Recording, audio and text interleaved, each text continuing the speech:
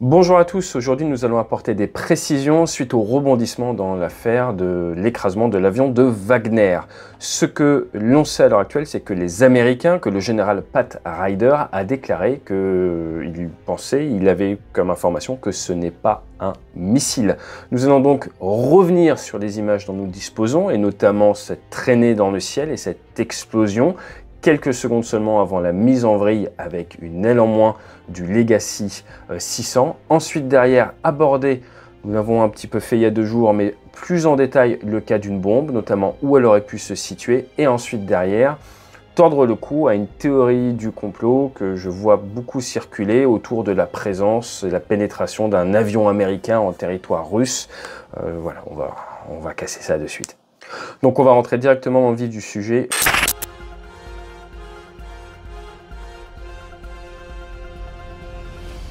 Et juste avant de sortir cette vidéo, bien nous avons eu accès à ces dernières images où nous voyons l'aile de l'avion, donc l'aile qui s'est détachée. Aux dernières informations que nous avons, l'aile ainsi que la queue se sont détachées de l'aéronef, ont été retrouvées à environ 3 km du reste de l'épave. Et sur l'aile, il ne semble pas que l'on puisse voir d'impact venant d'une charge militaire qui aurait détonné avec une fusée de proximité. Maintenant, est-ce que ça vient affirmer ou infirmer la possibilité d'un missile?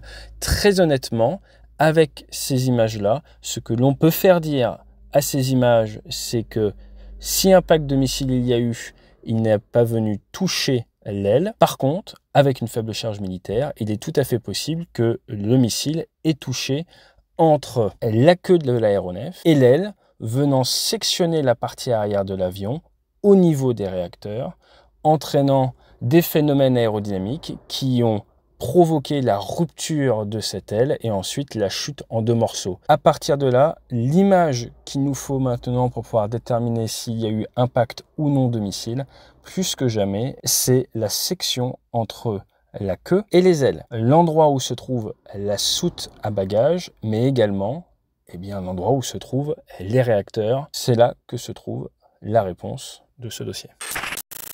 Vous voyez ces images, vous voyez cette traînée dans le ciel, traînée qui est vraiment emblématique, symptomatique d'un missile sol-air, même pas d'un missile RR, vraiment d'un sol-air. Maintenant, quel type de missile solaire a pu être utilisé? On voit les images là de la carcasse au sol, on voit les images donc de l'aéronef, on voit qu'au niveau de la dérive, il n'y a pas d'impact dessus. On voit néanmoins que sur d'autres parties de l'avion, il y a des petits impacts, mais qui ne sont pas dans un nombre incroyable non plus. Et il existe différents types et différentes familles de systèmes solaires en Russie. Vous avez les SATCP, les très courtes portées, comme le SA-7 et ses améliorations, qui va pouvoir atteindre une cible jusqu'à environ 3000 mètres de hauteur, 4000 mètres. Là, on parle de 28 000 pieds. Donc on est dans les 7 à 10 000 mètres avec le Legacy, donc ce n'est pas possible. Ensuite, derrière, vous avez la grosse famille des S-300, S-200, S-400. On parle d'un missile qui fait 1,8 tonnes, qui a une charge militaire de 145 kg. Et je vous dis tout de suite, je ne pense pas que ce soit ce type de missile. Au vu de la traînée, au vu de la trajectoire, et surtout au vu des impacts qu'il y aurait eu sur le Legacy. Maintenant, qu'est-ce qu'il nous reste? Il nous reste un petit peu toute la gamme des systèmes solaires de défense de points, ce qu'on appelle le Point Defense.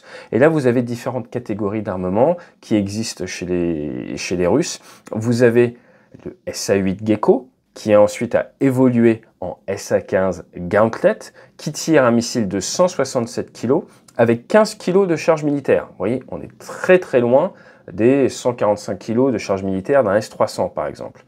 Fonction des versions de ces missiles, vous pouvez avoir des soucis de plafond, mais certaines versions plus modernes peuvent aller chercher un Legacy au niveau de 180, ça ne pose aucun souci.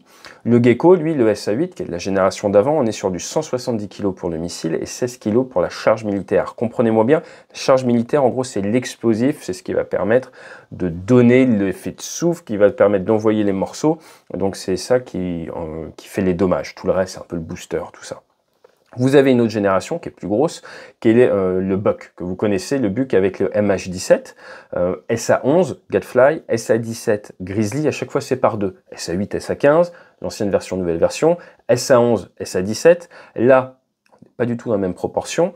Le missile fait 690 kg pour 70 kg de charge militaire. Donc ce qui a abattu le MH17, on parle d'un missile de 700 kg et de 70 kg de charge militaire. Là, pour ce qui est de ce Legacy Embraer, je pense que nous sommes sur plutôt la génération SA8, SA15, ou alors sur du SA19 Grison ou SA22 Greyhound, donc du Tunguska, là qui est vraiment normalement pour la défense de points, où nous avons des missiles qui ont des charges militaires entre 9 et 20 kg fonction des versions.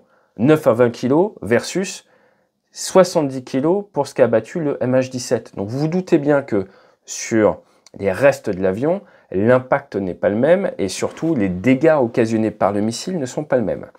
Là, je voudrais juste qu'on prenne un tout petit peu de recul. Il est possible de détruire un aéronef, même avec un seul obus de 30 mm. Ça s'est vu dans l'armée française, on en parlera dans Aviation Legacy, mais un obus peut détruire un aéronef. Une balle de Kalash a déjà détruit un hélicoptère. Donc n'attendez pas forcément de l'épave qu'il y ait énormément de dégâts dus au missile. Un missile RR, par exemple, a des charges militaires extrêmement faibles. Les petits missiles RR infrarouges ont des charges militaires des fois de quelques kilos seulement. Ça veut donc dire qu'après sur l'épave, il n'y a pas des morceaux absolument partout comme dans le MH17. Retenez ces chiffres, c'est important. MH17, charge militaire de 70 kg. Là, il est probable que l'on soit sur des missiles avec une charge militaire autour de la dizaine de kilos.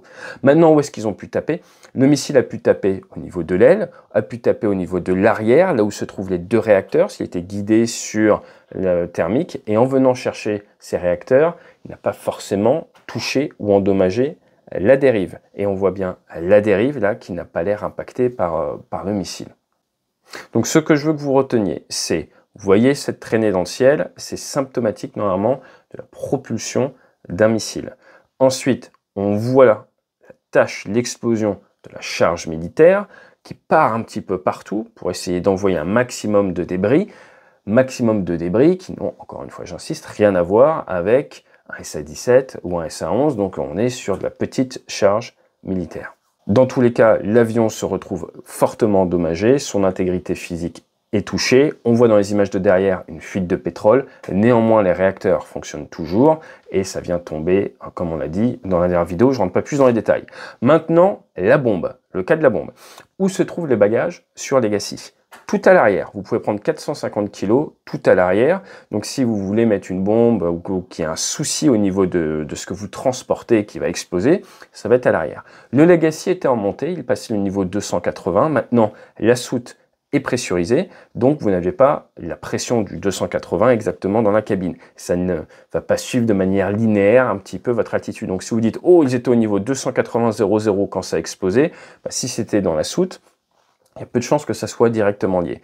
Maintenant, si une bombe est cachée au niveau de la jambe de train ou autre, on a entendu certaines personnes dire, et pourquoi pas, que la bombe peut venir de la jambe de train, c'est souvent très difficile de cacher une bombe dans ces endroits-là, parce qu'il faut que ça tienne, et après, derrière, vous avez la cinématique du train. Pourquoi pas même aller planquer une bombe à l'intérieur des réservoirs, mais là, on n'en finit plus. Encore une fois, il va falloir aller au résultat, voir les autres images de l'épave pour pouvoir se faire une idée cohérente. Si vous avez une bombe, forcément, on l'a dit hier, explosion vers l'extérieur. Ce que l'on voit actuellement des débris, c'est soit des débris où il n'y a pas d'impact, cohérent avec un petit missile avec une charge militaire faible, ou des petits impacts en faible nombre, encore une fois cohérent avec charge militaire qui vient d'un missile. Pourquoi pas explosion de l'intérieur, mais il faudrait revoir exactement les endroits. Là, je n'ai pas assez d'informations à l'instant T, mais encore une fois, personnellement, je pense plutôt à un missile. Il y avait eu un départ missile, les Américains l'auraient su. Grâce à quoi? Grâce au SBIRS, Satellite Based Infrared System, un système qui existe depuis les années 60, qui sert à détecter les départs de missiles balistiques, qui a été amélioré et qui a été prouvé comme étant très sensible et qui arrive à avoir des départs de gros missiles et également des explosions dans le ciel. Typiquement dans le cas du MH17, ils ont vu le départ du missile donc de 700 kg et ils ont vu également l'explosion du 777. Là, on ne sait pas exactement ce qu'ils ont pu observer. Maintenant, tout système est faillible. Néanmoins, un départ d'un petit missile de SA-19, SA-22 ou de SA-15, c'est pas la même signature qu'un SA-17. À savoir que le Legacy de Wagner se rendait à Saint-Pétersbourg, et c'est pas la première fois qu'un avion qui se rend à Saint-Pétersbourg n'arrive pas à destination.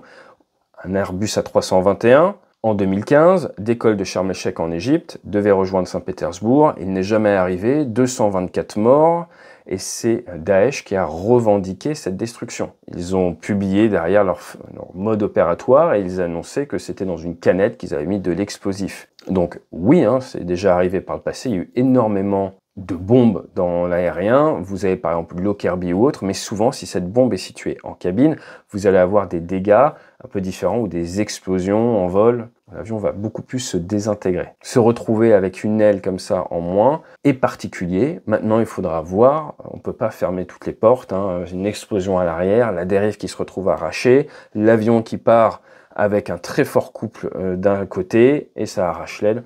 Pourquoi pas. Pour ce qui est de la bombe, on a ces traînées dans le ciel.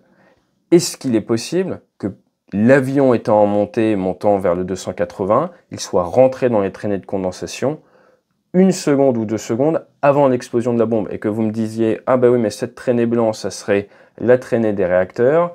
L'espèce d'explosion là que l'on voit, ça serait l'explosion en fait d'une bombe de forte puissance à l'arrière de l'avion, ce qui, au niveau de la soute-bagage, qui aurait arraché la queue, ce qui aurait créé le couple, ce qui aurait mis l'avion en vrille. » Pourquoi pas, mais encore une fois, cette traînée dans le ciel, même si après l'explosion elle bouge, mais là c'est très peu de temps après, on voit l'avion juste devant, les traînées de condensation bougent dans le ciel, fonction de la masse d'air, très peu de chances que ça soit ça. Maintenant pour terminer, un avion américain ou autre qui pénètre en territoire russe pour venir abattre cet aéronef, c'est quelque chose qu'on m'a envoyé, c'est quelque chose que j'ai reçu, c'est pour ça que je vais l'adresser. J'y crois pas une seule seconde. Déjà, je ne crois pas aux missiles RR, ce n'est pas ce type de traînée et ce n'est pas ce type de profil. Je n'entrerai pas dans le détail des profils des missiles RR, mais pour moi, ce n'est pas ça. Pour moi, si c'est un missile sol-air. Et derrière, quand on est un avion américain qui pénètre en profondeur en territoire russe pour après ouvrir le feu, faire demi-tour de manière non détectée, je n'y crois pas beaucoup. Maintenant, la seule certitude, je pense, que nous avons sur cette histoire, c'est que le technique va s'effacer pour laisser place à la politique. Que certaines personnes savent déjà ou sauront, et que comme dans beaucoup de dossiers très touchy, le meilleur moyen de résumer la situation, c'est une citation de Top Gun. C'est classifié. Répétez. C'est top secret.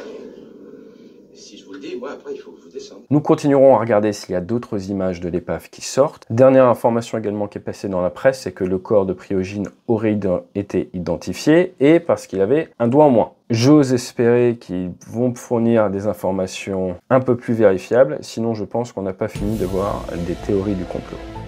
Allez, fly safe.